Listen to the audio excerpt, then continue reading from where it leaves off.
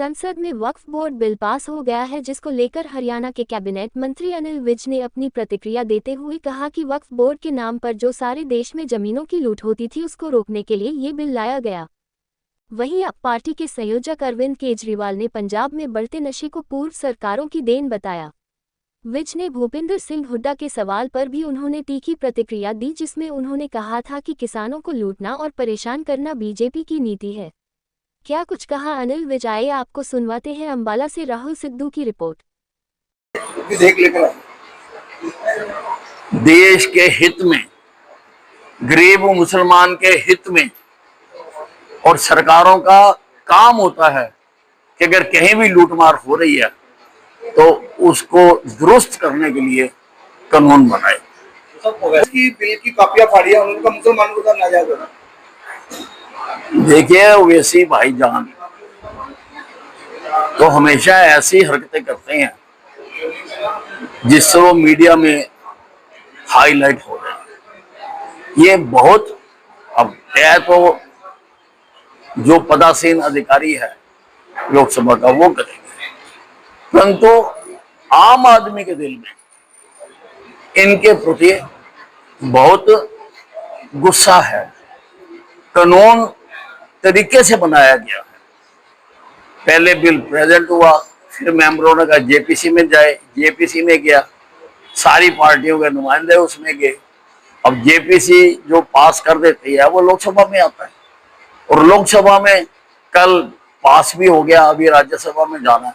बताओ कहाँ गलत हुआ, कानून की उल्लंघना कहाँ हुई? ये ही सिस्टम है। कानून की उल्लंघना तो तब हुई थी इंदिरा गांधी ने जो रातों रात इमरजेंसी लगा दी थी। कानून की उल्लंघना तब हुई थी जब 1 करोड़ लोगों के जबरदस्ती नसबंदी कर दी गई थी। कानून की उल्लंघना तब हुई थी जब इस भारत देश को धर्मनिरपेक्ष और समाजवादी देश घोषित कर दिया गया। अब उल्लंघना नहीं हुई है, बाकायदा कायदे से चल रहा सारा काम, मेजोरिटी से चलता है और प्रजातंत्र का तकाजा ही यही है। Democracy is a polity of majority. भिन्न भिन्न मत हो सकती है, लेकिन अधिक लोग जो बात कहें उसको मानना चाहिए और उनको भी मानना चाहिए जो इसका विरोध करें। इसमें बीजेपी का भी राज है। देखिए, पंजाब में आम आदमी की पार्ट आने के बाद, सरकार आने के बाद नशा बहुत तेजी से बढ़ा है। तो क्या कर रही है सरकार? बयानों से चीजें ठीक नहीं होती।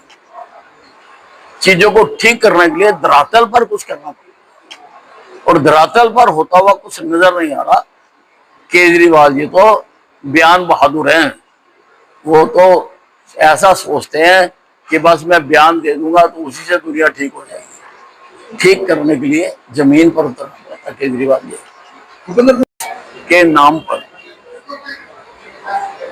जो जमीनों की सारे देश में लूट हो रही थी उसको रोकने के लिए ये अमेंडमेंट बिल लाया गया है। ऐसा नहीं है कि इस बिल में पहली बार कोई अमेंडमेंट हो रही है, 5 बार पहले हो चुकी है। और कांग्रेस ने तो 1913 में इसमें वो प्रावधान कर दिया कि वक्फ अगर किसी भी जमीन को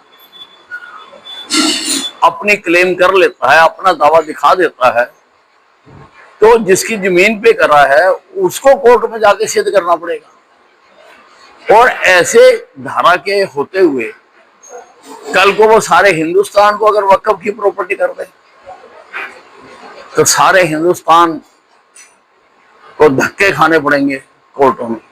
इसलिए सोच समझकर, ये किसी मस्जिद के खिलाफ नहीं है, किसी मजार के खिलाफ नहीं है, किसी भी जो ऐसे संस्थान है उनके खिलाफ नहीं है।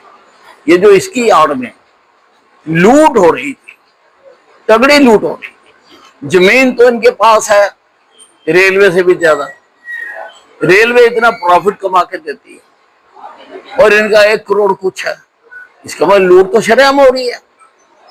मतलब अखिलेश का कहना है कि अपनों को परेशान करने की कौन सी नीति बनाई है? बिना तैयारी के उन्होंने कहा मंडी में खरीद शुरू कर। कौन सी नीति बनाई है जो किसानों को परेशान करने के लिए हो? और हरियाणा का किसान तो उद्वेलित नहीं था। ये किसान तो धरने पर पंजाब के बैठे, पंजाब की भूमि पर बैठे, और पंजाब में इंडी सरकार